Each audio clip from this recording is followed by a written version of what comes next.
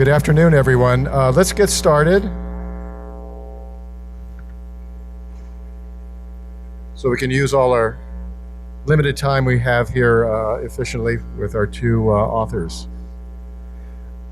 I know you've heard this several times in the last couple of days. Excuse me, book signers, could you be a little more quieter? We're going to start our next session. Thank you. This year's festival is made possible by the generous support of our sponsors, BCTV, Downtown Brattleboro Alliance, The Hatch, Tim Mayo, the Stapinski Family Charitable Trust, Thompson Trust, Vermont Arts Council, Vermont Community Foundation, Vermont Humanities Council, Vermont Public Radio, and the Wyndham Foundation. We would also like to thank our advertisers and encourage you to support them. The festival is run entirely by volunteers but has some very real expenses. So please, if you can, donate this weekend. There should be a box somewhere at all the venues, or you can do it online at the website, BrattleboroLiteraryFestival.org. Please take a moment now to turn off the ringer on your device, but you are allowed to take photos, and we encourage you to post them to the social media sites like Instagram, which is Brattleboro Lit Fest, and also Twitter, VT Bookfest, at VT Bookfest, and there's a Facebook account too.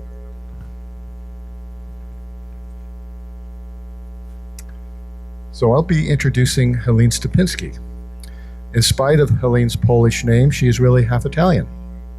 Her mother's maiden name is Venna, which derives from her maternal grandfather. Helene has written about her family and about their proclivity for crime, and that's her words, not mine. As related in her earlier book, Five Finger Discount, A Crooked Family History, which is about her grandfather, Binzi Venna, she was able to verify all but one of the stories shrouding her great-grandmother, Vita Galatelli, who came to America with her two sons, no husband, after having allegedly murdered someone in Italy. Helene's project was to once and for all put this mystery to rest.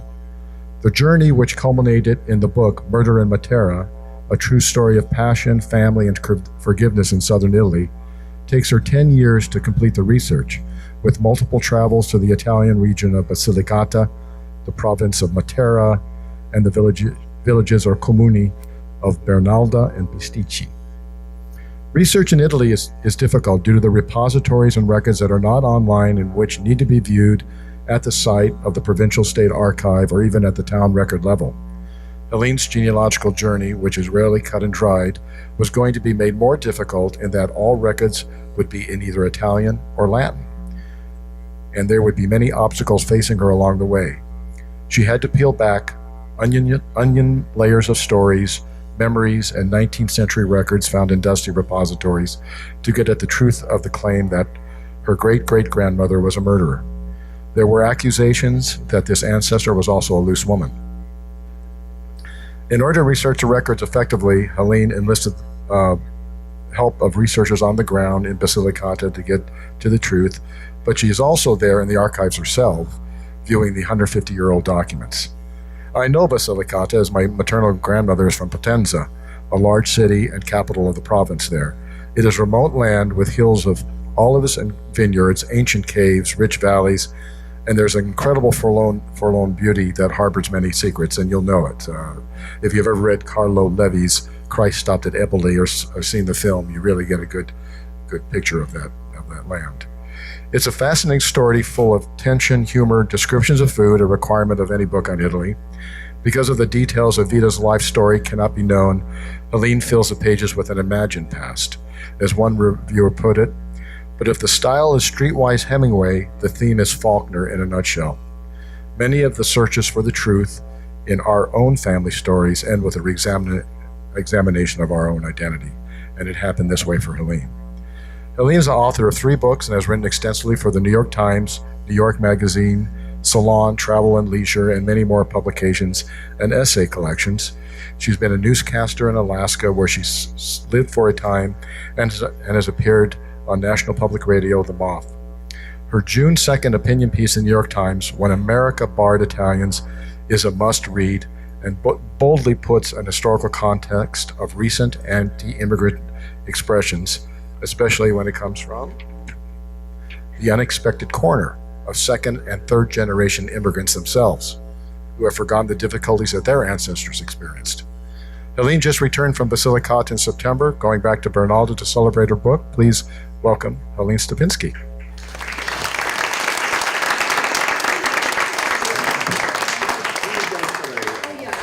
Hi, everybody. Thank you guys for coming out, or for staying for the last one. So I'm going to read to you from the very beginning, so we get our footing, and then I'm going to skip ahead a little bit. The book starts with me going to Italy with my two young children. I had a 1-year-old and a 4-year-old at the time to start this research, which, no one told me was a bad idea. And needless to say, I really didn't find anything. I was there for a month. And so I was determined to go back after I left and didn't find anything. There was a woman in the town who I call in the story, I call her Miserabile, who I don't think we're going to be reading from that section, but she yelled at me in the street that first trip and told me, go back to America and leave the dead in peace. And that sort of, reverberated in my mind for a very long time. And over 10 years, I researched as much as I could from America. I read every book about Basilicata. I did as much research on the ground here as I could. I wound up getting a fellowship at the New York Public Library, doing research there. They have every book ever written there. But I knew I had to go back eventually, but I had to wait for my children to grow up so that I could leave them again for an extended period of time, because there was no way I was bringing them back again with me. And so I went back after 10 years, and after 4 days, found the murder. And I found a 600-page criminal file. And so that's what most of the second half of the book is based on. So I recreate the murder.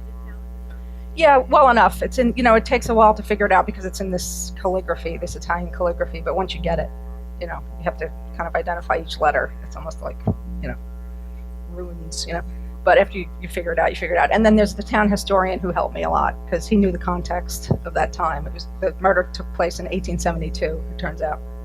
And he knew what was happening in that area at that time. So, for instance, the lawyers who represented my great-great-grandfather were the Alan Dershowitzes of their day. They took on these pro bono cases. So it was a pretty high-profile case. He knew the names as soon as he saw them. I would not have known those names. I didn't know anything about lawyers in southern Italy in 1872.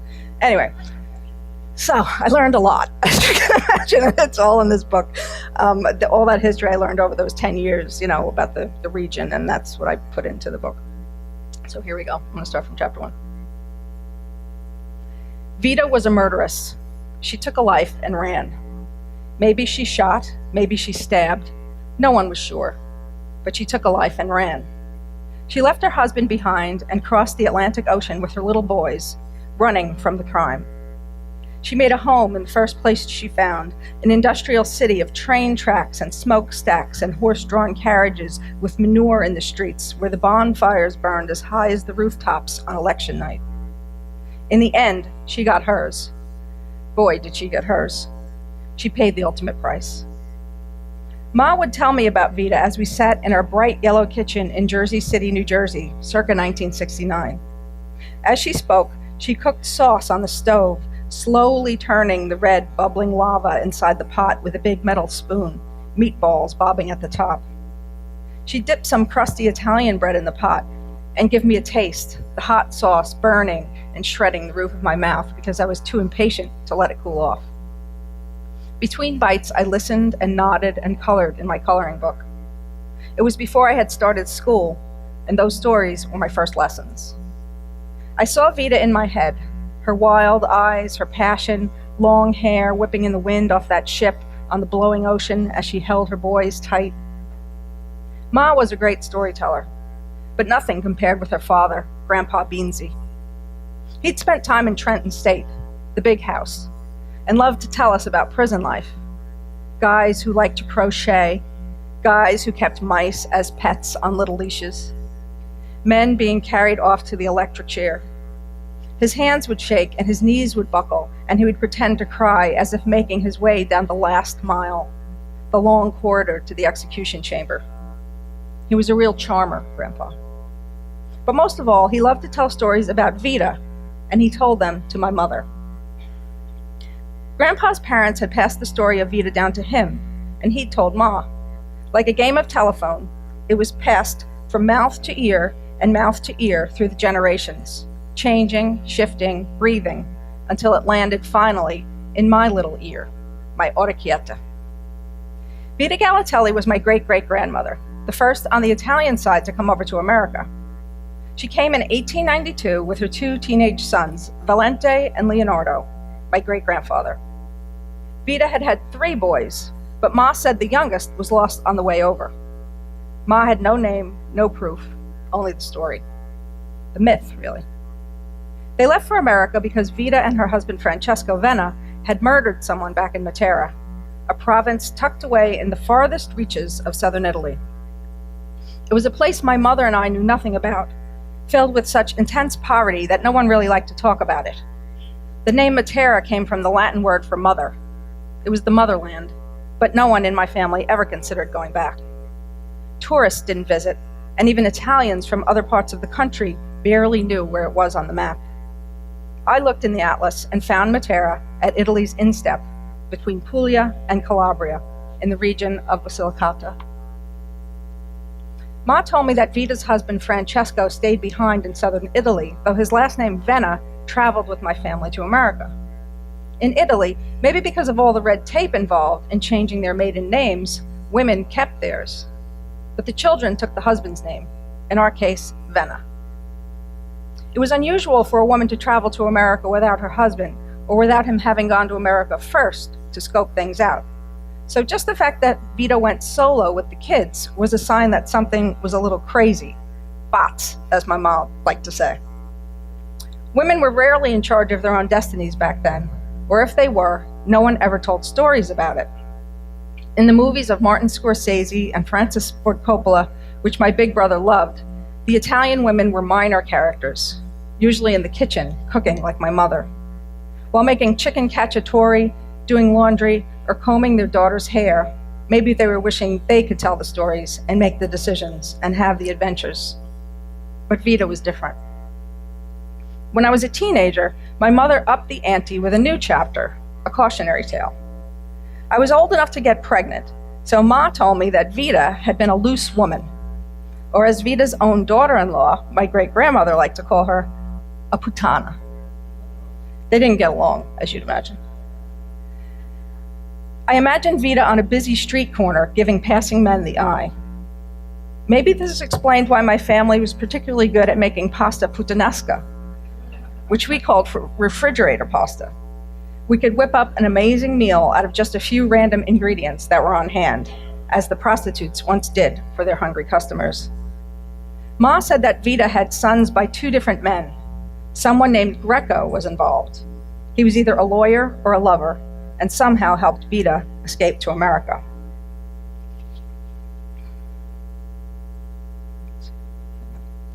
I told the family stories while I cooked and the kids did their homework at the table in our own yellow kitchen. As I stirred a big pot of sauce, meatballs floating on top, my mother and I would tell the kids how Vita died at the age of 64.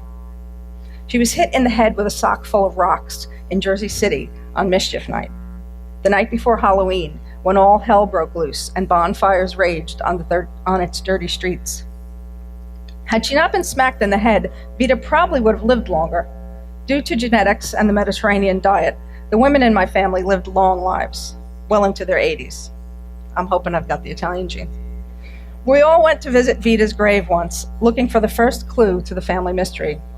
She was buried deep inside Holy Name Cemetery in Jersey City, her 2 sons and a couple of grandchildren piled on top of her. Her name not even written on the tombstone, just Venna.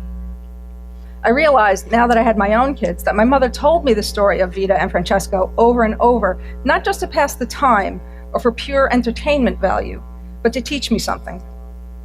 Vita and Francesco had been involved in a murder. She had been a puttana, and look how it all turned out. Hit in the head with a sock full of rocks on Mischief Night. Not even a name on your own gravestone. There was an Italian saying that went, tutti I nodi vengono al pattine, which meant all the knots come to the comb. It was the Italian version of what goes around comes around. I searched for more clues about Vita and found her death certificate from 1915. It listed her birthday as August 22nd and her mother as Teresina. Through a cousin, I found the birth certificates of Vita's sons, Valente, from 1877, born in the province of Matera in the town of Bernalda, to Vita Galatelli, wife of Francesco Venna, and Leonardo from 1879, my great-grandfather, born in the neighboring town of Pasticci. The birth certificate said Vita had moved to Pasticci for work reasons. Valente's birth certificate said Vita was a weaver and that Francesco was not present for Valente's birth or for Leonardo's 2 years later. It was with these few meager clues, a few dates and street names, that I did something that surprised even me. I went to Basilicata with my mother and the kids on a long vacation to research that first family story. I left my husband behind, just like Vita had. It would be fun, I told myself and my mother. We'll rent a house in the town of Bernalda, spend some time on the beach in nearby Metaponto, eat some gelato. We can poke around a little and talk to the locals, do some archival research. My mother was 73 and had never been to Italy, or anywhere really, and had never tasted gelato. It was time she had. We would be the first in 4 generations to visit the town of our ancestors on the arch of Italy's boot. Vita had left and had never looked back, and neither had her children or grandchildren or even her great-grandchildren. But I had no idea that I would cross the Atlantic again and again, that this trip was the beginning of an odyssey that would take me through ancient painted caves, over green volcanic mountains to dusty archives, dead ends, and the edges of cliffs, and to a valley of death where the drama all began. I had no clue about the isolated world I was stepping into, or how long it would actually take to find Vita's true story, a story more tragic and eventually more triumphant than anything I could have imagined.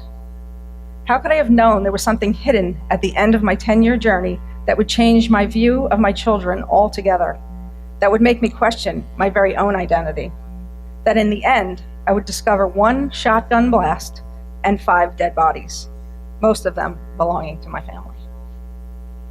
That's the intro. Anyway, I'm gonna skip ahead a little bit. I'm just gonna give you a taste of Vita's life because the book sort of follows her progression from once, like, as I find something, I then write about it and sort of recreate what that would have been like, because those 10 years of research really paid off, because I knew what it looked like when you were born. I knew what the house was like. I knew who helped you have the baby. I knew what a wedding was like. You know, everything I sort of researched really came in handy when I then found what really happened, you know. So I tell Vita's life. So this is going to skip ahead to her wedding.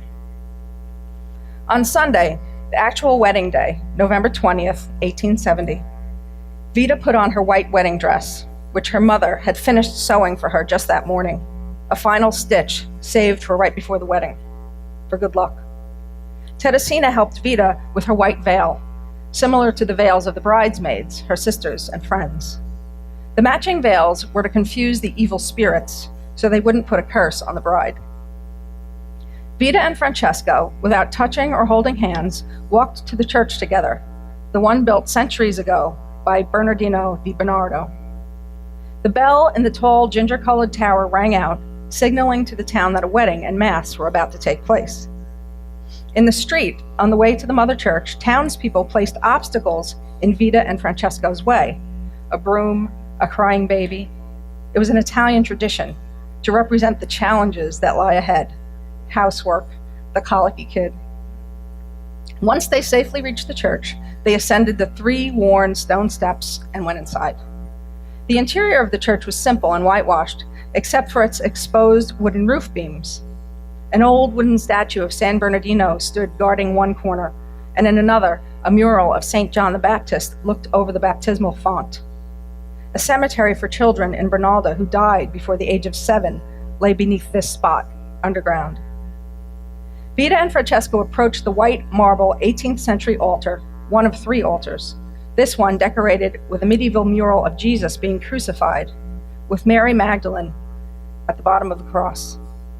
Jesus had his eyes closed, his ribs showing, his golden halo faded over time. His mother looked on as he died his slow, painful death. The small wedding crowd celebrated a long mass in Latin, at the center of which Vita and Francesco would say their vows. The priest, one of the few literate people in town, would read the vows line by line, and they would repeat after him. With the Blessed Mother, Jesus, Rocco, Bernardino, and all the saints watching, Vita agreed to love and honor Francesco until she died. And he agreed to do the same. Nella gioia e nel dolore, in joy and in pain. Nella salute e nella malatia, in health and in sickness. E di amarti e onorarti, and to love you and honor you. Tutti I giorni della, all the days of, mia vita. Francesco smiled and even laughed a little when he said those last words.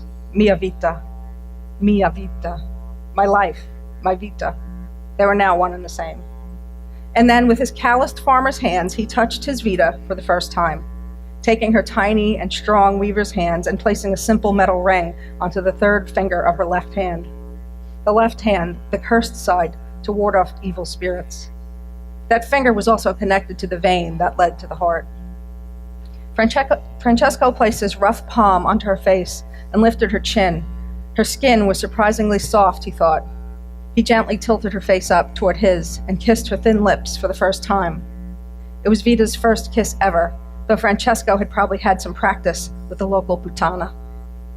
It was a short kiss, but Vita would sink into it as if drowning in the Ionian Sea, which she had only ever glimpsed from a distance, but could smell on the windiest days when the hot North African sirocco was especially strong. The couple left the church after the ceremony and hopped over a long red ribbon that stretched a few inches off the ground. It symbolized their crossing over together into a new life. Then Vita threw sugared almond confetti onto the cobblestones, a Roman tradition that symbolized fertility in marriage. The neighborhood kids, waiting for just this moment, dropped to their scabby knees and scarfed up the white candy. The relative with the largest house hosted a small party afterward with lunch for the closest family members. Only the rich held a big banquet for friends and extended family. Everyone sat at one long table and ate a special long wedding pasta called macaroni a fier, which means macaroni by iron, since the pasta dough was wrapped around an iron poker or metal knitting needle. When it was pulled off, the pasta looked like a long curl of dough-colored hair. Long pasta for a long life together. Served over the fier was a tomato ragu with meat in it, cooked for several hours ahead of time by the women in the family. Your daughter's wedding day was one of the only days of the year you ate meat. Vita handed out more candied almonds for the children, an uneven number since that was good luck. The band of local bagpipers and accordion players and koopa players and a guy with a giant tambourine so big it nearly blocked out the sun played into the night. Vita danced and danced, spinning wildly and laughing.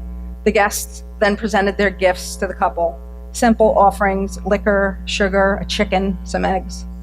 At the end of the night, Vita's father placed a vase on the floor in front of the new young couple, who had to stomp on it as hard as they could and break it to pieces.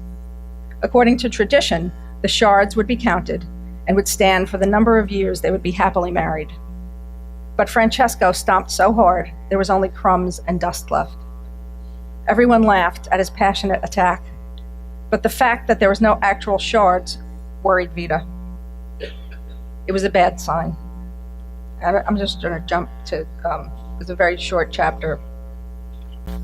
So this chapter kind of explains the puttana aspect of our history. So, and this is what I came across when I was there and helped by the local historian.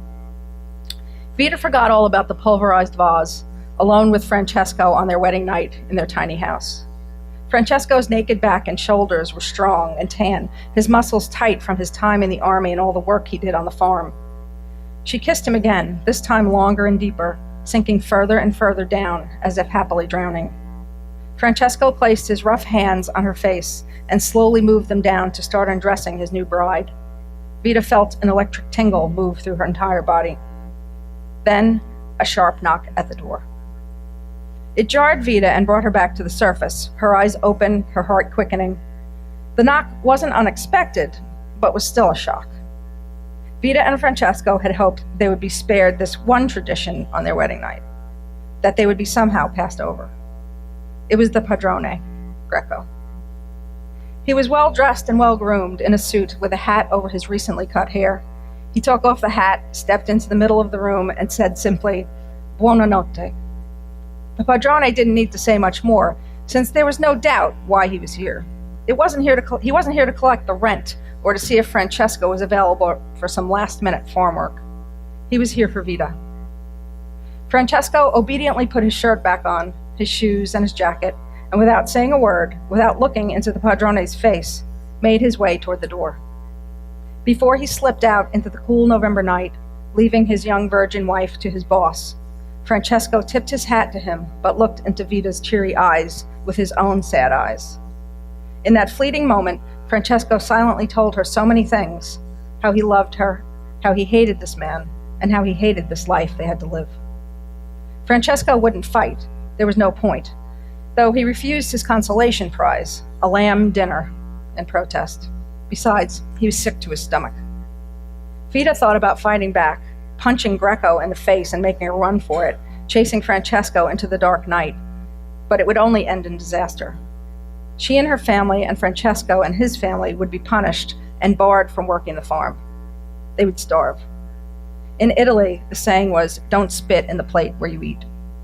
So she closed her eyes and imagined Francesco in the padrone's place as he put his hands on her, his mouth on her mouth, goosebumps of revulsion covering her arms. Vita let his tongue past her teeth and allowed his big hands to move across her young, soft skin. Skin that would be passed down in her genetic code to her granddaughters, great-granddaughters, and even to her great-great-granddaughter a century later. That's it. Thank you.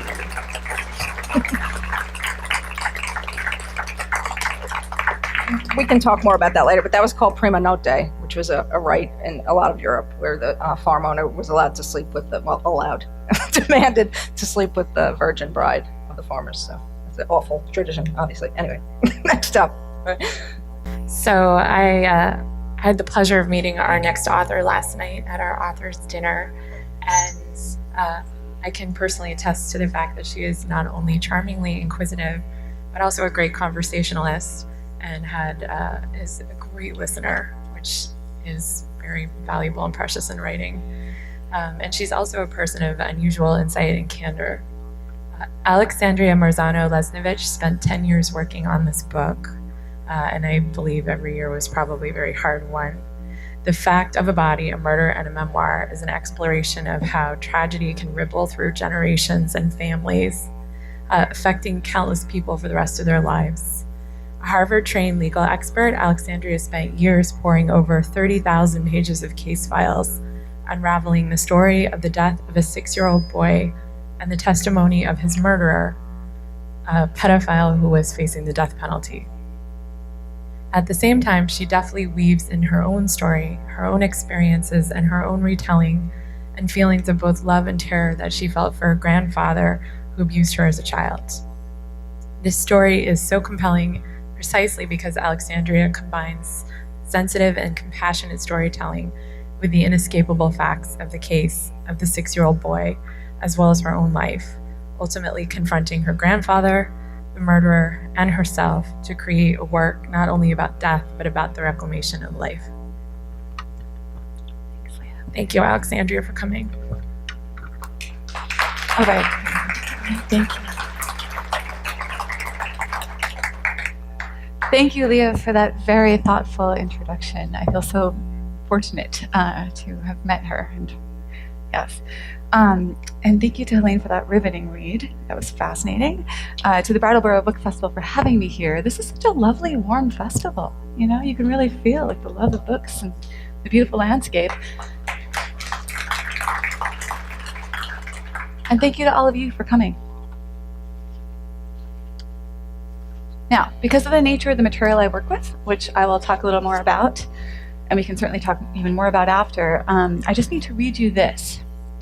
This work is not authorized or approved by the Louisiana Capital Assistance Center or its clients, and the views expressed by me do not reflect the views or positions of anyone other than me. My description of legal proceedings, including my description of the positions of the parties and the circumstances and events of the crimes charged, are drawn solely from the court record, other publicly available information, and my own research. Welcome to nonfiction.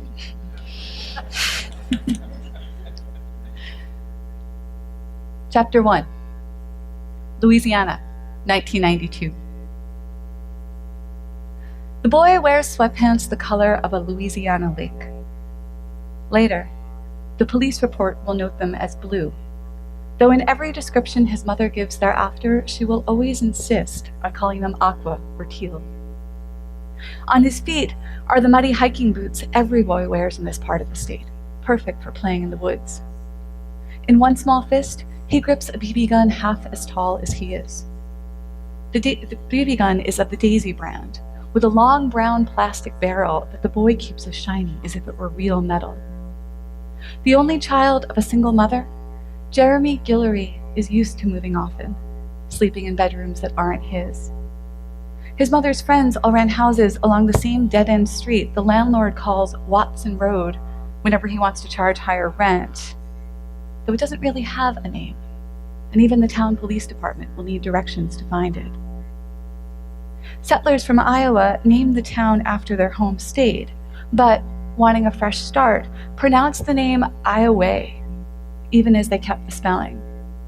The town has always been a place people come for fresh starts, always been a place they can't quite leave the past behind. There, the boy and his mother stay with whoever can pay the electricity bill one month, whoever can keep the gas on the next. Wherever the boy lands, he takes the BB gun with him. It is his most prized possession. Now it is the first week in February. The leaves are green and lush on the trees, but the temperature dips at night. Lorelei, Jeremy's mother, isn't working. She rented a home just for the two of them, their first, but the electricity's been turned off. Her brother Richard lives in a sprawling house up on the hill, but she won't stay with Richard. Instead, Lorelei and Jeremy are staying with Lorelei's friend Melissa, Melissa's boyfriend Michael, and their baby. The baby is 2 years old enough that he wants to play with the boy and screams when he doesn't get his way. Today, the baby is wailing. Jeremy, 6 years old, just off the yellow school bus home from kindergarten, eats his after-school snack in a hurry, dreaming of getting away from the noise, dreaming of the fun to be found out in the woods. At the end of the road, there is a weathered white house, and behind it, a thatch of woods. The woods are the dense, deciduous, swampy kind, the kind in which rotting leaves mingle with the earth, and the ground gives soft way beneath the boy's feet. Though the thatch is very small, with only a single ravine like a scar in the earth, a single place to play war or dream of hiding away forever, these woods are Jeremy's favorite place to play. He asks his mother for the BB gun. She takes it down from the shelf that keeps it safe from the baby, and she hands it to him. Jeremy runs out the door. 2 children near his age, a boy named Joey and a girl named June, live in the white house by the woods, and though Jeremy likes exploring on his own, it's more fun when Joey can join him. He goes to their door and he knocks. A man answers. The man wears thick glasses. He has a small head and large jug ears. At 26 and only 140 pounds, Ricky Joseph Langley is slight for a grown man, but still much bigger than the boy. He too grew up in this town. Now he rents a room from Joey and June's parents, whom he met when he started working with their mother, Pearl, at the fuel stop out on the highway. He's supposed to pay Pearl $50 a week, but he's never been able to afford it. He makes up the money in babysitting. Just a few days ago, he looked after Joey and Jeremy. He brought them soap while they were in the bath. Is Joey here? Jeremy asks. No, Ricky says. They went fishing. It's true. Joey's father and the boy packed up poles just 20 minutes ago and drove out toward the lake. They'll be gone all afternoon. They'll be back soon, Ricky says. You can come in and wait if you like. Jeremy plays at this house every week. He knows Ricky. Yet he pauses. Why don't you come in? Ricky says again. He opens the door wider and turns away. Jeremy walks over the threshold, carefully props his BB gun against a wall near the entryway, and climbs the stairs to Joey's bedroom. He sits down cross-legged on the floor and begins to play. Ricky climbs the stairs after him. He wants only to watch Jeremy play. Later he will say this. Later he will swear to it. But the watching changes something in him, and from this point on, it is as if he is in a dream. He walks up behind Jeremy and hooks his forearm around the child's neck, lifting him into the air. Jeremy kicks so hard his boots fall off. Ricky squeezes. Jeremy stops breathing. Maybe now Ricky touches him. Maybe now he can admit to himself what he's wanted since seeing Jeremy in the bath. Maybe he doesn't. And all that will come from this moment, the 3 different trials, and the 3 different videotaped confessions, and the DNA testing, and the serology reports, and the bodily fluid reports, and the psychiatric testimony, and all the sworn truths, no one but Ricky will ever know for certain. Ricky picks up Jeremy, cradling the boy as if he were simply asleep, and carries him into his own bedroom. He lays him out on the mattress. He covers Jeremy. No, this is a body now. He covers the body in a blue blanket printed with the cartoon face of Dick Tracy, detective. Then he sits at the edge of the bed and pets the blonde hair. There's a knock on the door downstairs. He goes to answer it. In the entryway stands a young woman. Her hair is the shade of brown, but is often a childhood blonde. Have you seen my son? When Lorelei asks this, she is 3 months pregnant.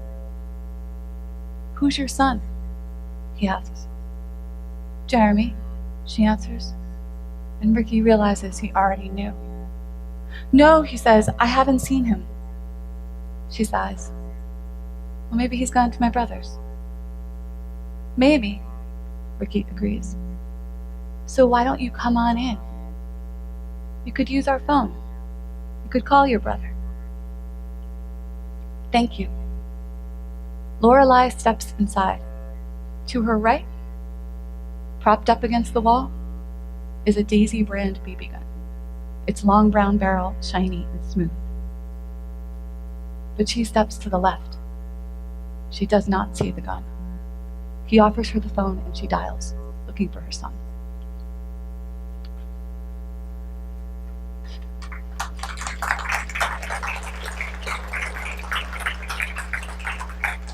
Thank you. So I always start there because in everything else I'm going to say about this story, I never want to lose sight of the fact that at its core, at the heart of it, is a real little 6-year-old boy who lost his life that day. When I was a law student at Harvard, I took a job at helping to defend men accused of murder. I have known my whole life that I wanted to fight the death penalty. You know, it took me years to realize that other people didn't really have a formative memory of when they learned about the death penalty, but I remember it very vividly. And that was what I had gone to law school to do, to fight the death penalty. So my first opportunity to do so was after my first year. I took an internship with a law firm in Louisiana, helping to defend people who face death row or were on death row. But the very first thing that happened when I arrived there to do this thing that I intended to spend the rest of my life doing was that I was shown the confession videotape of the man you just met, Ricky Joseph Langley.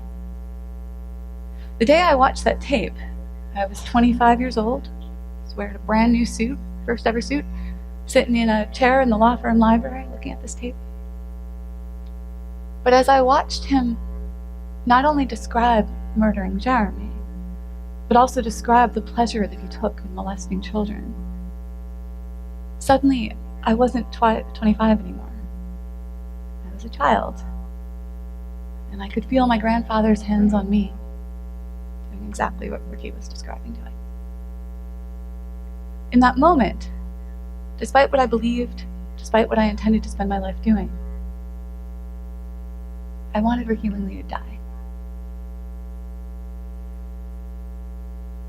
But the next thing that happened is that I learned that Lorelei Guillory, the woman you just met, Jeremy's mother, when she took the stand at the trial, she testified for Ricky.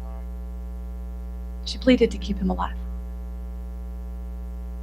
So as you can imagine, this raised all sorts of mysteries in me, right? How had she been able to do that when I couldn't? And also, I think, is who we are determined by what we believe and what we want to see happen in this world, what our ideals are, or is who we are determined by the past, what happened to us? I tried really hard not to think about this case afterwards. Finished my law degree, went on with my life, etc. There's a problem. The details you just heard, the Dick Tracy blanket, the BB gun, these would come back to me unbidden. I would think of them all the time. It was like they were haunting me. And yet, whenever I tried to remember them and say, oh, yeah, that's the story of... The murderer's name was gone from my mind. It was gone. In those years, I could literally be holding either, a news printout or something like that, or even when I used to watch the evening news in Louisiana, I could hear his name. And I couldn't, seconds later, tell you whose story this was. There's only one other such blank spot in my mind. Only one. And it comes from something that my grandfather asked me when I confronted him about the abuse years later. So, I realized these things were connected. Probably everybody else realized it before I did, but I wanted to pretend they weren't. And 10 years later, I decided to get the court record. My plan was that I would learn more about this murder, and once I learned more about it, I would be able to just see it for itself, and I would stop thinking about it in relationship to my own past. I wanted to be a good lawyer, come to it fresh, not come to it through the lens of my own life. And so I got the first 8,000 pages. I went to IOA, and I got the first 8,000 pages of the court record, focusing on the trial where Lorelei had made her plea. Ultimately, as Leah told you, this ballooned into 30,000 pages and years of investigation. But I thought that those 8,000 would lay it to rest, and instead what happened was I discovered that far from being the only one who had seen my story in this case, actually everyone whose lives had been touched by this murder had interpreted it through the lens of their own past. And maybe the narrative that had come out of the court system had as much to do with the different people whose lives were involved as it did with what actually happened that day. And I realized that this was the story I wanted to tell.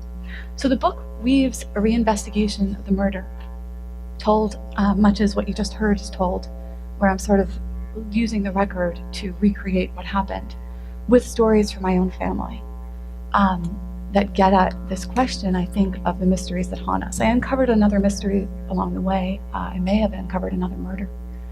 I uncovered quite a lot about the past. Right now, all you need to know, we're moving back and forward in time. I'm going to move us deeper into the book. And now we've gone back in time, and Ricky Langley is a kid. So, all you need to know is that his parents are named Bessie and Alcide. By the time they were 24, Bessie was 24 and Alcide was 25, they already had 5 children. And they were driving from California, where they'd gone to make a new life, and they were driving back to Louisiana because Alcide had lost his job. And they were in a horrific car crash that killed 2 of the children, a 5-year-old boy named Oscar and the baby. The baby. It was horrible. It landed Bessie in a cast. What happened next, I'm not going to read to you, but it is the reason that I have a mug that says creative nonfiction, because you can't make this stuff up. But they did finally, ultimately, after the tragedy and after then Ricky's birth, he was conceived in a sort of wild story, they were able finally to make their new life. They got a home. They had their first home on their own. Alcide built them a home on plotted land. And now we're at a moment when Ricky's 5, and they're living in this new home. Bessie's still on crutches from the crash, she always will be, but they're starting over. The ghost comes to Ricky in a dream, and Ricky, 5 years old now, has no choice but to take her hand and follow. Into the night sky they fly, the stars of Orion's belt and Perseus sparkling above them, the only town Ricky has ever known, sleepy and dark below. From this high, the roofs are pitched in rows like the tops of crypts in Louisiana graveyards, the distance turning houses for the living as small and perfect as the houses for the dead. The ghost and Ricky fly for what seems like a very long time. Ricky can't see her face, only sense the way her white robes blow in the wind, and though Ricky is scared and tired in the dream, he doesn't dare let go her hand, not with the ground so far away. They fly for a longer time still, the air cold and whistling around them, and on the ground below he sees pink and purple flowers that are somehow lit up even in the dark. He He knows they are the flowers his mother remembers from California, the ones she speaks of in her stories of a happier time. They keep flying. Then he sees, far below on the ground, a man sitting cross-legged by the side of a highway, cradling something in his lap as he rocks back and forth over it. His father, Alcide, is a young man, younger than Ricky can remember ever having seen him, with a full dark head of hair and a trim body. Next to him is a long brown station wagon, its front end smashed in like Ricky has seen in cartoons, all around it broken glass glittering like the stars. His father is cradling the head of a boy, singing to it. Brown hair like Ricky's, dark eyes like Ricky's, a ring of blood where the neck has been severed. He knows, somehow he knows, that the boy is 5 years old, like him. But the boy is not dead. The head turns, and the boy's brown eyes open and look into Ricky's, and the boy smiles. He smiles at Ricky as if Ricky is his friend. For a long time, the dream confuses Ricky. He'll remember it even 30 years from now and tell it to a room of corrections officers. But at 5, he thinks on it, and he thinks on it, and then one afternoon when he wakes up from a nap, he asks Bessie who the boy is. The boy with the brown hair, like him. When I was growing up, my mother kept a white filing cabinet in the long playroom my siblings and I shared. The rest of the room was ours, unmistakably the domain of children, its floor serpentined with mazes we'd built from blocks. Bits of Play-Doh crusted between the floorboards lent the air a faintly salty smell. In one corner sat a piano my parents had purchased in the hope that at least one of the 4 of us might turn out to be musical. But it was always going out of tune because we banged on it so hard. High up on one wall hung 2 laminated maps, one of the continents and the other a close-up of the United States. Whenever we returned from a family trip, we children would gather beneath these maps and tilt our small, satisfied faces up to watch as our father traced where we'd been in black grease pencil, plotting our ventures into the wider world. That playroom was Concord land, ours and ours alone. Yet I knew, without ever having been told so, that the white metal filing cabinet was not. It belonged to my mother, to some other home and some other life, a life before the fact of us. The cabinet was a steely, shiny white, cold to the touch and stubborn, with a single drawer that had to be braced and then jerked. I watched my mother perform that move with the palm of one hand. What she put in never came out. Copies of our medical records, report cards, copies of our birth certificates, and most commonly, the photographs we'd smiled for just days before, were all shoved in, to be swallowed by the cabinet. My father often told us stories of his childhood, but my mother rarely did, and I felt about that cabinet as I felt about my mother's past. It was a thing guarded from me, and held both the allure of anything forbidden and a kind of silence as solid as stone.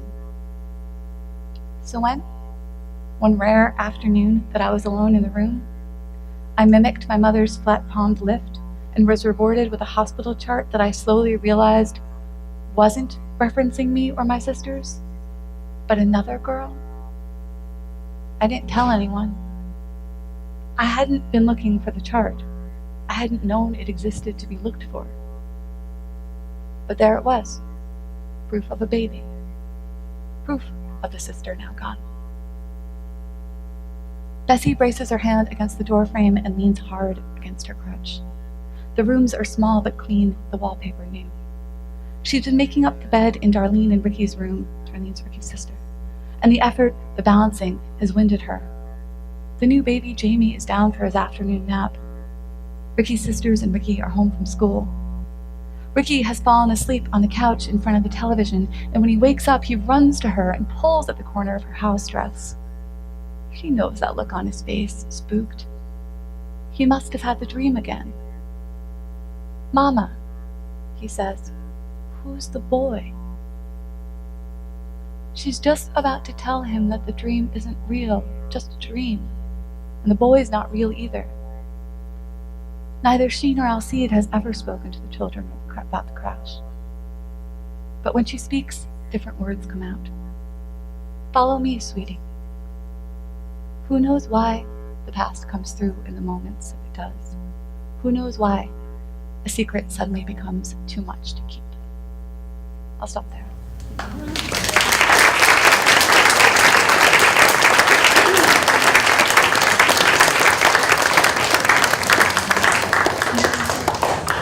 Wow, both of you.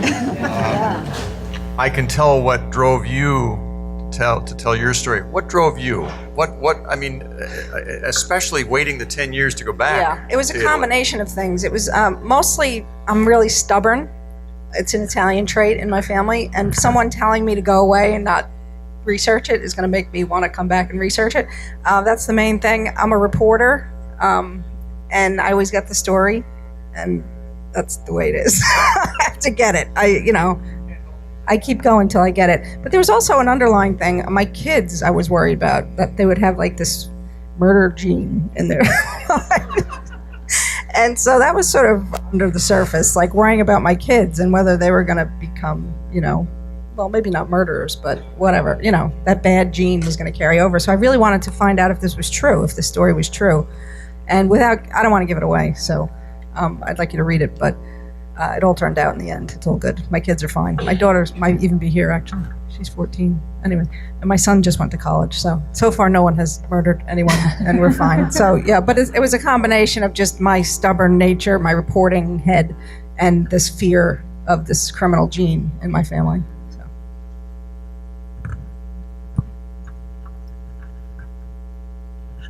This is for both of you. How has your family, both immediate and a little extended, reacted to your stories, to these two books? Like, what do you mean grandpa did blah, blah, blah? What do you mean great-great-grandma did blah, blah, blah? Have you gotten a lot of pushback? So I think, first of all, I always find it fascinating that this is the only question that I've gotten at every single event and every single interview. Me too. And I think sometimes, I don't know if this is sort of where the question is coming from for you, but I think sometimes one of the things that people are really asking is kind of, every family has something they don't talk about. What happens when you talk about that thing? Like, what happens when you break the silence? So I can tell you in my own family,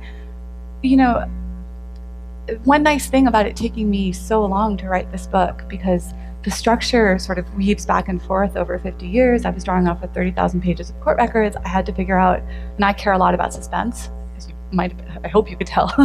And so I had to figure out how to put it together, is that in that time period of 10 years of working on this and uncovering more and more records, my family sort of had a lot of time to think about the idea that I was writing this.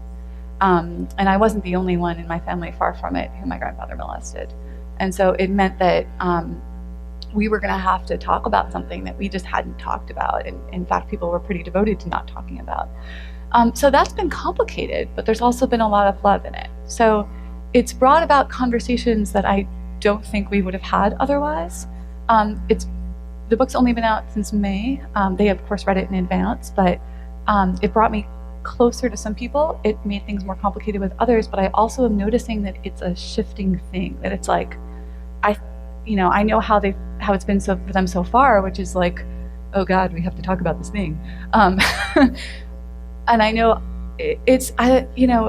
I think some people are really grateful, or that's what I've been told. Some people are really grateful that finally this is being told.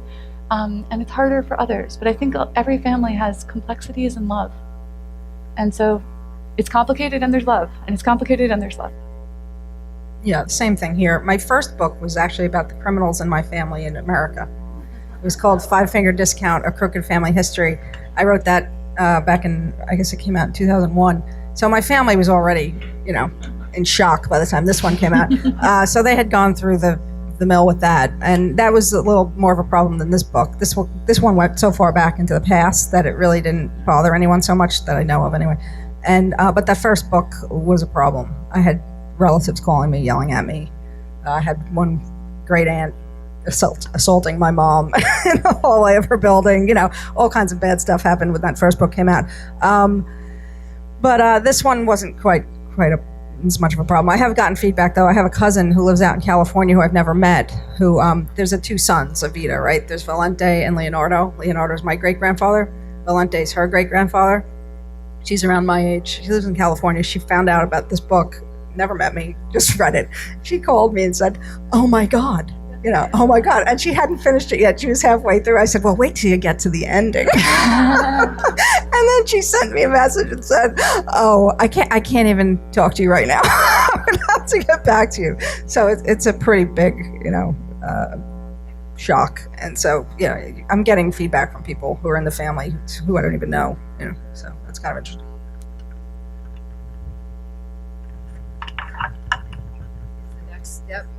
Is the next step real mysteries, or are you sticking with the memoirs?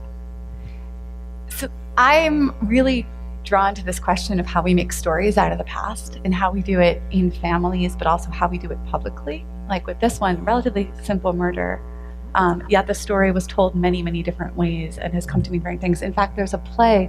One of the things that drew me to this story was that it's almost, this murder, until this book, was unknown here. It just was a murder in a small town, didn't get got some press, but not like a ton of press, didn't get national press. However, there's a play it was based on interviews with Lorelei, a documentary play that was aired on BBC. Britain cares a great deal about our death penalty, sometimes cares more than the American press does. And that play has been performed all over the world, most recently in Lahore, Pakistan and stuff. So I came to this partially because of what happened in my family, but also partially because I'm just drawn to this question of how we make stories of the past. And seem to not be done with that question. I'm getting to know a lot of people in Cambodia at the moment, sitting in on trainings about how to tell the story of the Cambodian genocide, trainings for teachers there. And in most cases, the teachers are young people who believe the genocide was a rumor because they've never heard a public narrative, because there wasn't a mechanism. The Khmer Rouge came in and destroyed so much that there wasn't a mechanism to create a public narrative. And now you have the election coming up in July there, and the current prime minister is former Khmer Rouge. And so they've been shutting down, September 4th, the government shut down one of the major public newspapers there. 2 opposition leaders have now left the country for fear of being jailed. And you basically have a fight over what does the past mean and how are we going to make this story and what are we going to tell it like. And so that seems to be the next book. And real life mystery all over the place. Right, it's there. You don't have to look too far. There's a couple of things that I'm thinking about writing about next, and they're nonfiction. I can't really bring myself to go fully into fiction. I'm just a reporter, so I can't really completely make things up. I take a few flights of fancy in this book, but I can't go wholehearted, I think, into fiction. But I have a book that I worked on, my first book that I ever worked on, which was about working at a radio station in Northwest Alaska, in Nome, at a Jesuit volunteer corps radio station. And so the book that I wrote was for my MFA at Columbia, and it was basically a chronicle of the year that I spent there, and it's full of crazy stories, all the the Walrus Commission meetings that I covered, and the long distance relationship I was having with my then boyfriend, who's now my husband. But there was always this undercurrent of weirdness that was going on there, aside from just the regular Alaska weirdness, But it turns out that the guy who founded the radio station, who was on the plane sitting next to me when I was coming into Alaska, was this priest who founded the radio station. And it turns out a couple of years after I finished this manuscript, he molested kids for decades in Nome and in the surrounding Eskimo villages. And it's sort of what pushed me over the edge into not being a Catholic anymore. And so I haven't gone back to it yet, but I feel like I have to. It's sort of like I have this, the book I wrote is sort of my notes, from the year I was there, but there's this whole other shadow over it. And do I want to go there? I don't know. I'm still trying to figure that out. I've been thinking about that for 20 years. So how do you reconcile those two topics? How do you go there? So I was just talking to my agent about that last week. So we're trying to figure it out. There's that. And there's also the possibility of writing about prima notte, which is the passage I read to you with the landowner, sleeping with the woman, with the farmer wives. No one's really written about it. There are a lot of people who deny that it happened. People who come from, I would think, the Padrone's lines, in Italy say, no, that never happened. And of course, it's not written down. No one's going to put it in their diary entries because they were illiterate. They couldn't write about it. No one's going to report it to anyone because there's no point in reporting it to anyone. It's, so there's this sort of silence about it. But the people on the ground in Basilicata, it happened up until the mid 20th century. So I would really love to go deep into that and find out what the hell went on for centuries with that, because no one has really written about that yet. So those are there's plenty of nonfiction out there and mystery for us to delve into. This woman over here, and then we'll come back over I here. don't think I need that. Please, Do you have trouble with changing technologies as you try and research things? I don't think you have trouble in Basilicata, but that against being totally stonewalled by family members who go on to die with the secrets carefully retained. So, you know, I ran a DNA myth buster. It was just scratching the surface. My God, the resistance I encountered. To bust the myth, that my brothers had created, you know, trying to figure out what is going on under this dark cloud. Can't blame them. But then every institution that might have good information has gone from, oh gosh, you know, film, microfilm, to a new system, and they can't find anything. You as researchers must have a way of saying, let me look? Could I look? Is that, then you flash your badge or something? I wish I could get a badge. The magic research powers. I'm going to take your question in two parts because it's a great question. First, the question of changing technologies. I mean, so for me, 92 was when this murder took place, right? I spent a lot of time with microfiche, records. The court records, initially I had gotten those first 8,000 pages. The archives division agreed to scan them, which I thought was great, until I opened the CD and discovered that each page of the court record had been saved as an image file that was buried down in a tree of folders, like way, way, way down. And they could not be read continuously. Anyway, whatever. It was a mess. And computer programs saved the day on that and stripped it and whatnot. I found that I was doing a mix of, I have so many paper files. A lot of it just involved weeks of me hanging out in the archives division at the clerk of court in Calcasieu Parish in Louisiana, hanging out there with paper clips and post-it notes, looking through records, looking through these boxes, trying to flag what I needed. They won't let you copy it, so they have to copy it. It was all very elaborate and exhaustive, etc. I was very charmed when the clerks there, they were quite young, and it took them a while to get up the nerve to ask me what the heck I was doing. Like, why was I here day after day, and why did I come back month after month? So it's been a mix of paper and electronic, and a lot of reconstruction. So, for example, the news coverage from the time, even the news station didn't have it anymore, and so I ended up having to hire somebody to go in to their basement archives and find a couple of clips that they then put on YouTube. So it's been a mix, and it's been challenging, and my hope is that certainly with the shift towards electronic that maybe we'll have better preservation, but we'll see. In terms of another thing that you were asking about, really struck me as a question about what happens when other people don't want you to tell the story, and do you encounter resistance that way?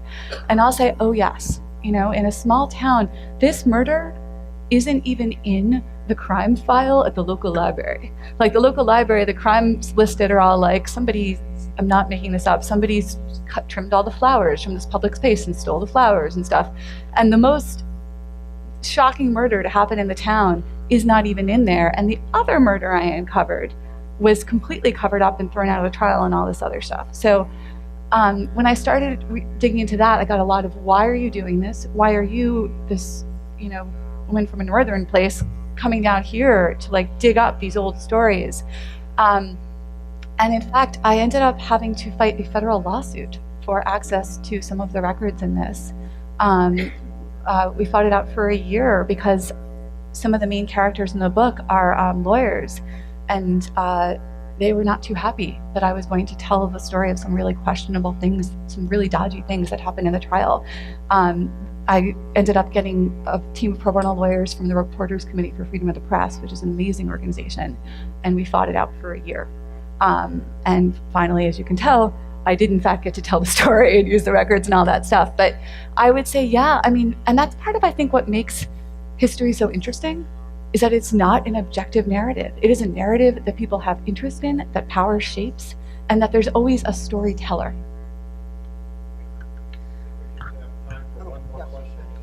Yeah, please let her answer. No, it's okay. I mean, mine was much more simple. I mean, simple, but incredibly difficult. I mean, I'm used to being a reporter in America, and you walk into a place and you say, this is what I'm looking for, and they give you the information.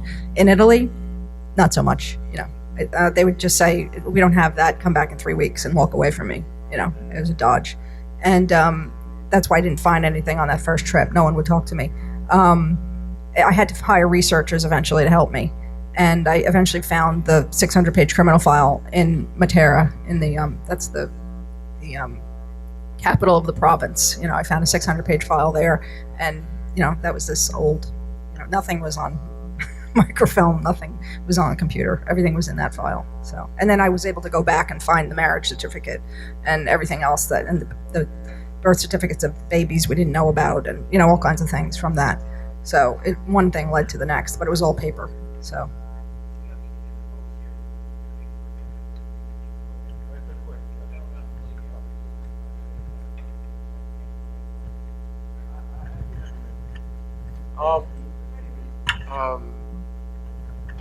I was interested in this came up in another reading of another author about trauma being passed through generations, and I wondered if you were making connections between the dream that Ricky had, a recurring dream, and the tragedy of his, and ultimately what happened to him.